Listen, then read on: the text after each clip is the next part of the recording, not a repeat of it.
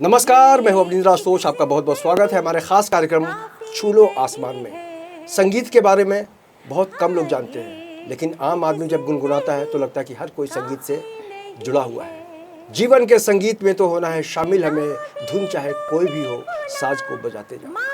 सा में इतना मतलब होता है, इतना अर्थ होता है छुपा हुआ, जिससे कहा जा सकता है कि सुर जो होता है सा रे ग म प, तो सा से शुरू होता है। उसी तरह साहित्य की जो शुरुआत होती है सा से।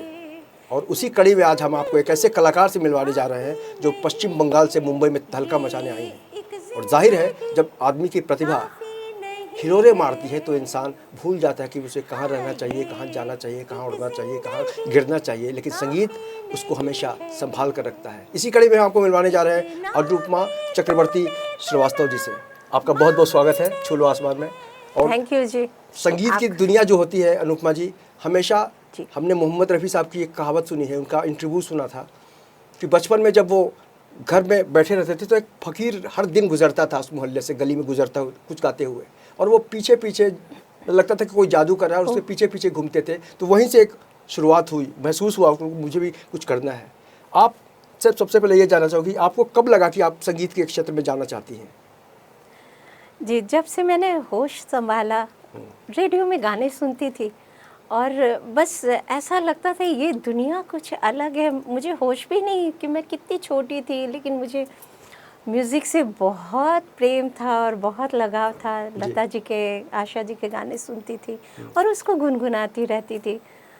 तो खैर मैंने 9 साल की एज से मैंने स्टेज पे मैंने गाना स्टार्ट कर दिया और मुझे वहाँ से जो मेरी जर्नी शुरू हुई है और आज तक भी चल रही है। 9 साल की उम्र में कोई बच्चा स्टेज तक पहुँचता है तो जाहिर है उसका जो परिवार है, उसका जो बैकग्राउंड है, बहुत मजबूत होता है। आपको तो बहुत सपोर्ट मिला होगा घर परिवार से? जी जी बिल्कुल, मेरी माँ का बहुत सपोर्ट था, जिस वजह से मैं आ पाई इस गायन लाइन में।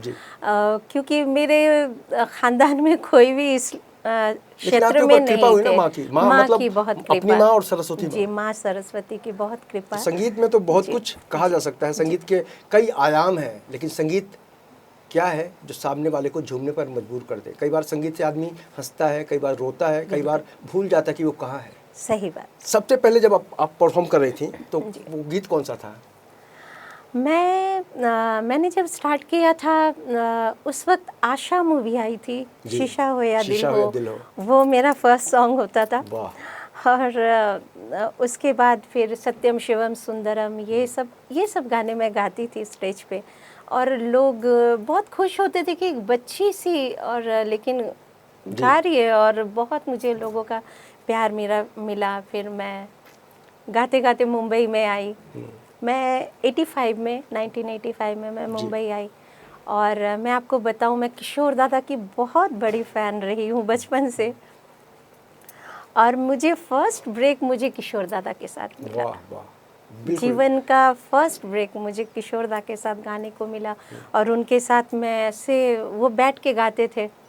महबूब स्टूडियो में हमने गाना रिकॉर्ड किया, 100 म्यूजिशियन थे तभी। तब वन टेक का ज़माना था, कॉपी पेस्ट का दौर नहीं था। आज जिस तरह से आवाज़ को बढ़िया कर दिया जाता है, जी, तो वो उस समय नहीं था। उस समय ओरिजिनल लोग थे, ओरिजिनल गाना हमने कई बार महबूब में रविंद्र जैन जी को सुना है, आनंद बख्शी जी को सुना है, तो वाकई जब माहौल होता था वो आज नहीं देखने को आज नहीं है। तब और अब में बहुत अंतर आया है। क्या आपको लगता है कि आज का जो दौर है, पहले एक ही टेक का खौफ रहता था, अभी डर नहीं रहता है? अब तो डर नहीं रहता, अब तो बहुत इजी हो गया है। गाना एक एक लाइन करके भी गा दो, अगर 2 लाइन गाना है तो कहीं पे मिस्टेक हो गया तो वो फिर से हम कर सकते हैं, लेकिन पहले ऐसा नहीं था, पहले 1 टेक होके करना पड़ता था। अब हमारे दर्शकों को सबसे पहले आप अपना फेवरेट सॉन्ग सुनाइए, जो आपको लगता है कि मुझे इससे अच्छा कुछ गाना नहीं लगता। ओह अच्छा, जो 2 लाइन गाना चाहते हो। जी। रोशाम आती थी मगर ऐसी न थी, रोज रोज घटा छाती थी मगर ऐसी न थी। ये आज मेरी जिंदगी में कौन आ गया, रोशाम आती थी मगर ऐसी न थी, रोज रोज घटा चाहती थी मगर ऐसी न थी। बहुत खूब, बहुत खूब, बहुत खूब। Thank तो you. वाकई गीत जब गीतकार को या गायक को या सुनने वालों को पकड़ लेता है तो गीत बहुत लंबे समय तक, ये तो बहुत पुराना गीत है और आज भी लोग सुनते हैं इस गीत को। बिल्कुल और निश्चित रूप से कहा जा सकता है कि गीत में एक आत्मा होती है, जी। जो आज हमारे बीच जो सिंगर नहीं है, जी। तो क्यों महसूस नहीं करते उनकी कमी? क्योंकि हम कभी भी जिसको भी चाहते हैं उनको सुन बिल्कुल, लेते हैं। आज बिल्कुल। मोहम्मद रफ़ी साहब को सुन लेते हैं, जी। आज लता जी को सुनते हैं। जी। और निश्चित रूप से ऐसे बहुत सारे सिंगर जी। हैं जिन्होंने अपना जो योगदान दिया है वो अमर हो चुका है। बिल्कुल अमर हो चुका और ये दुनिया जब तक रहेगी जी। उनकी आवाज़ जिंदा रहेगी बिल्कुल, हमेशा। बिल्कुल। अनुपा जी, आपको ये कब लगा आपको कि अब मुझे बॉम्बे चलना है? क्योंकि 9 साल में आप, जी मैं तो बहुत और छोटी सफ़र थी। कैसा रहा? मेरी मम्मी का ये था सपना कि इसे मैं प्लेबैक सिंगर के लिए मुझे जाना है तो फिर बॉम्बे जाना है। सो मेरी मम्मी लेके आई मुझे बॉम्बे और यहाँ पे फिर हम लोग मैं बोलूँ तो मैं बहुत लकी थी कि मुझे बहुत स्ट्रगल नहीं करना पड़ा। जी। मैं बोल रही हूँ ना, मैं 85 में आई और 86 में मुझे किशोर दा के साथ वाह, चांस वाह, मिला बिल्कुल, बिल्कुल। गाने का। फिर मैंने नौशाद जी के साथ बहुत सारे शोज़ किए, नौशाद जी और मुन्ना भाई जो मोहम्मद अज़ीज़ उनके साथ, फिर अभिजीत भट्टाचार्य, इनके साथ मैंने बहुत सारे गाने गाए, रीजनल फिल्म्स में भी बहुत सारे गाने गाए हैं और सुदेश भोसले जी के साथ बहुत शोज़ करती हूँ। अच्छा, सबसे मीठी भाषा होती है बंगाली, जी बांग्ला, बांग्ला। আমার जी সাধে আমি बांग्ला চলো আশা না बांग्ला করলেও, बहुत আমি তোমাকে मीठी। ভালোবাসি। अरे जो वाह, गाना है जी तो कुछ कहा नहीं जा सकता कि उसकी जो मिठास है, जिस तरह से हम जी, मराठी जी। की बात करते हैं, जी। जिस तरह से पंजाबी की बात करते हैं, उसी तरह से जो बंगाली भाषा है, बांग्ला जिसको कहते हैं, वो बहुत ही मिठास है। बहुत मीठी भले ही वो मच्छी खाते हैं लेकिन मिठास जो है उसको कमतर नहीं होने देते। जी, ये जी, जो जी। भाषा है जी। उसको कितने प्यार, कितना मतलब मानती है अपनी मातृभाषा इसलिए, या फिर वाकई ये भाषा आपको अच्छी वाकई लगती ये है? भाषा बहुत मीठी है। ये भाषा की एक खासियत ये जी। है कि लोग बोलते हैं ना कि अब गाली भी दो बंगला में तो बुरा नहीं लगता है। ये जी। इतनी मीठी भाषा है। बिल्कुल। तो रविंद्र संगीत का भी, जी, जी। कुमार सानू को भी हमने देखा था बीच में कि उनको भी लगा था कि कुछ ऐसा किया जाए जिससे दुनिया याद रखे। जी। तो रविंद्र संगीत को आप कैसे देखते हैं? वो तो उसका तो जवाब ही नहीं है और जितना सुनने में वो इजी लगता है उतना कठिन है गाने में, बहुत कठिन है। जी। और वो तो खैर बंगाल की शान है रविंद्र संगीत। बिल्कुल, बिल्कुल। तो बहुत अच्छा लगता है और हमें प्राउड भी है कि हम उस भाषा से हम आते हैं और इतनी मीठी भाषा और इतना प्यार है उस भाषा में, उसके गाने में, जी। लोगों में भी बड़ा प्यार है। और आप फैन किसकी रहे हैं, सिंगर की अगर हम बात जी करें? जी मैं बहुत सारे लोग फ़ैन, होंगे। जी कुछ बिल्कुल। नाम बताइए। मैं किशोर दा की बहुत बड़ी फ़ैन हूँ और ऑफ कोर्स लता जी, आशा जी। बिल्कुल। किशोर जी को याद करना होगा तो आप जी। किस गाने से उनको याद करना अरे चाहेंगे? दो वाह, लाइन अगर क्या कुछ। बात है। मुझे बहुत पसंद है ये गाना। जी। ओ माझी रे अपना किनारा, नदिया की धारा है, ओ माझी रे। ये गाना। अच्छा अनुपा जी, आजकल बहुत सारी ऐसे मतलब हस्तियां आ गई हैं मार्केट में, प्रतिभाएं आ गई हैं जो पल भर में चाहती कि स्टार बन जाए। जी बिल्कुल। आप तो जानती हैं कि संगीत के लिए कितनी मेहनत करनी पड़ती है, बहुत, बेस बहुत। समझना जी, पड़ता है। जी। तो उनको क्या कहना चाहेंगी जो बहुत जल्दी स्टार बनना चाहते हैं? वो जितनी जल्दी स्टार बनना चाहते हैं और उतनी जल्दी फिर गायब भी हो जाते हैं। जी। जैसे लता जी, आशा जी, ये लोग इतनी मेहनत करके आए, तो आज मैं बोलती हूँ कि जब तक दुनिया है तब तक उनकी आवाज़ हमेशा रहेंगे, क्योंकि उन्होंने भी काफ़ी मेहनत की है, संगीत को उतना टाइम दिया जी। है। आज मैंने भी कम से कम 38 इयर्स से मैं गा रही हूँ। मैंने आशा जी के गुरु पंडित गोविंद प्रसाद जयपुर वाले जी से भी मैंने सीखा है जी। संगीत को। बहुत बड़ी बात है, बहुत बड़ी बात है। जी बहुत खुशनसीबी है ये मेरी कि मुझे मौका मिला उनसे सीखने का। तो बस मेहनत करनी चाहिए, मेहनत करते रहे। जितनी मेहनत जितना टाइम संगीत को देंगे उतनी प्रसिद्धि मिलती है। जी। वक्त के साथ कई बार हमने देखा कि बहुत उतार चढ़ाव भी देखने को मिलता है इंडस्ट्री में। खासकर अगर हम अश्लीलता की बात करें तो बहुत सारे ऐसे गीत आ गए थे बीच में कि जो आप शर्मा सकते हैं जी, घर जी, परिवार जी, में गाने से। बिल्कुल, तो बिल्कुल। आप जब गाने गाती हैं या फिर जब आता है रिकॉर्डिंग के लिए आपके पास मौका कोई आता है तो किन बातों का ध्यान रखती हैं? सच बोलूँ तो मुझे ऐसे गाने अच्छे नहीं लगते, ना तो जी। मैं स्टेज पे गाती हूँ और ना मैं ऐसे रिकॉर्डिंग में भी नहीं गाती हूँ। मैं लिरिक्स देख करके अगर मुझे अच्छा नहीं लगता है, उसमें वल्गैरिटी होती है, मैं नहीं गाती हूँ। इवन मैं स्टेज पे भी, एक टाइम था आपको याद है, चोली के पीछे क्या है, बहुत ब्लॉकबस्टर हिट जी। था, बट मैंने आज तक रिकॉर्ड मैंने कभी नहीं गाया वो उस गाने को, क्योंकि मुझे वो वर्ड्स अच्छे नहीं लगते। अच्छा, एक महिला जो होती है उसके अंदर बहुत सारी विविधताएं होती हैं, अलग अलग, चाहे बेटी हो, माँ हो, बीवी हो। बतौर बीवी आपने कभी गर्व महसूस किया कि आपके पति जी भी हैं जो गाते हैं? जी जी जी जी तो ये कैसा सिलसिला कैसे शुरू हुआ और कैसा सफ़र है अभी तक का? बहुत अच्छा सफ़र है। और मैं बोलूँगी कि जैसे लोग कहते हैं ना कि एक मर्द के पीछे, उसकी सक्सेस के पीछे एक महिला औरत होती है, का हाथ होता है, महिला का हाथ होता है, तो मेरे पीछे मेरे पति का हाथ है। भला है बुरा है जैसा भी है, नहीं मेरा भला पति मेरा ही देखता है, बिल्कुल एक फिल्म भला भी आई ही थी, गाना भी था ऐसा।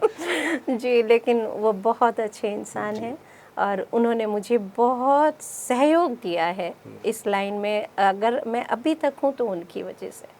तो जाहिर है आपने जिस तरह से लता जी को याद किया, किशोर जी को याद किया, श्रीवास्तव जी को, तो कुछ तो सुनाना पड़ेगा। आप समझिए कि आपको देख रहे हैं वो टीवी पे, तो वो आप क्या गाएंगे उनके लिए? जी, मेरी खुशनसीबी है कि मैं किशोर दा को पसंद करती हूँ और मेरे हस्बैंड भी किशोर दा को बहुत अच्छा गाते हैं। वो वॉइस ऑफ किशोर कुमार हैं और स्टेज पे वो किशोर दा के ही गाने ज़्यादा गाते हैं, तो उनके गाने तो ऑब्वियसली मुझे अच्छे लगते हैं। उनके साथ गाना भी मुझे बहुत अच्छा लगता है। हम लोग आज स्टेज उनके पे लिए भी 2 लाइन गा साथ दीजिए, में। उनके लिए गा दीजिए। उनके लिए क्या गाऊं, वो तो हमेशा मेरे दिल में है। वाह! तो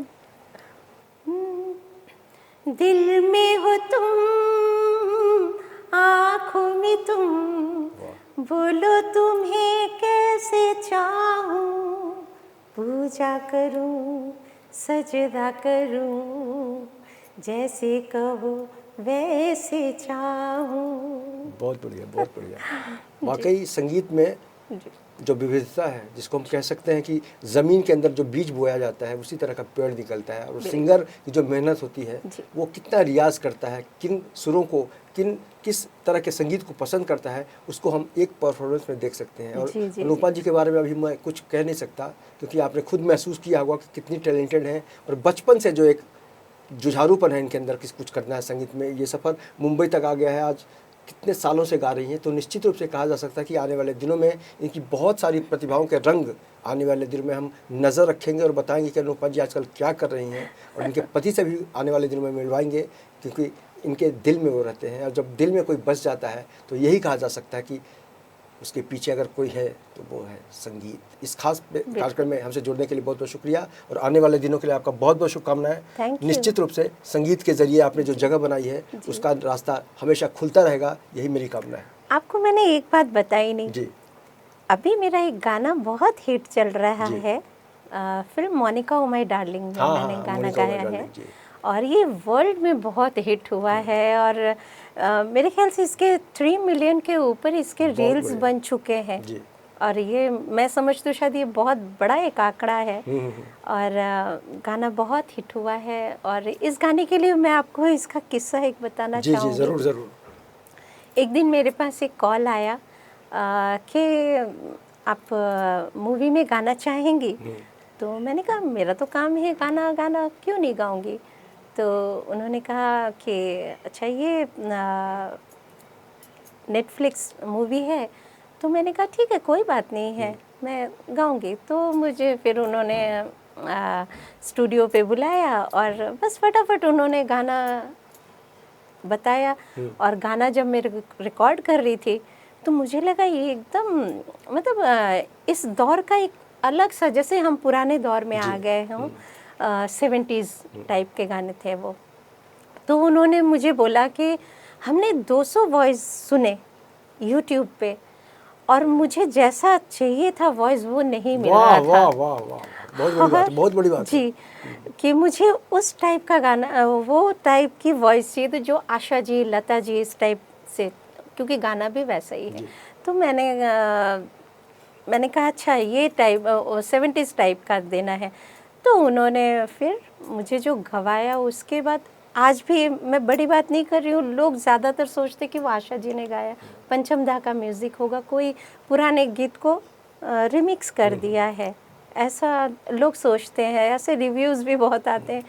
तो ये मेरे लिए बहुत ऑनर की बात है कि लोग बिल्कुल, बिल्कुल। मेरी जो आज बात करते तो आशा जी से ही तुलना करते हैं कि उनके जैसी आवाज़, और जिम्मेदारी भी बढ़ जाती है। बिल्कुल बहुत बढ़ जाती है। और मैं तो सोचती हूँ कि और भी अच्छे गाने मिले और म्यूज़िक डायरेक्टर मुझे ऐसे ही गाने दें कि मैं जब उसे इतने निभा लोगों में सकूं। आपको चुना गया तो जाहिर है आपकी आवाज़ में वो बात है। और चलते चलते हम चाहेंगे कि 2 लाइन कुछ ज़रूर वही मोनिका। उसी गाने का जी, मैं उस मूवी में मैंने 2 गाने गाए, लेकिन एक गाना जी। बहुत ज़्यादा हिट हुआ, तो वही सुना जी। देती हूँ मैं।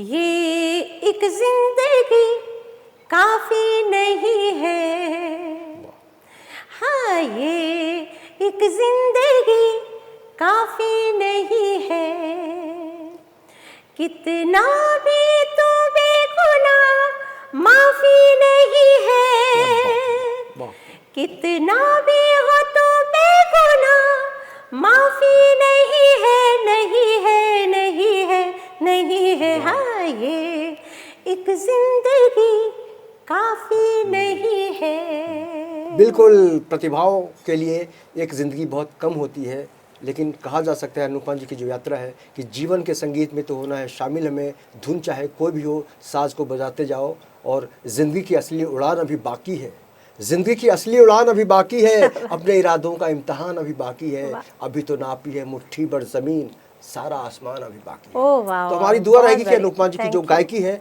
उसकी जो खुशबू है वो पूरे हिंदुस्तान के साथ साथ दुनिया के अलग अलग स्थानों तक पहुँचे, और हर तरह से यही कोई इनको कहे वाह अनुपमा जी वाह। तो हमसे इस खास कार्यक्रम में जुड़ने के लिए आपका बहुत बहुत शुक्रिया। बाकी की खबरों के लिए आप देखते रहे इन 24 न्यूज़, और मुझे दीजिए इजाज़त। नमस्कार। नमस्कार।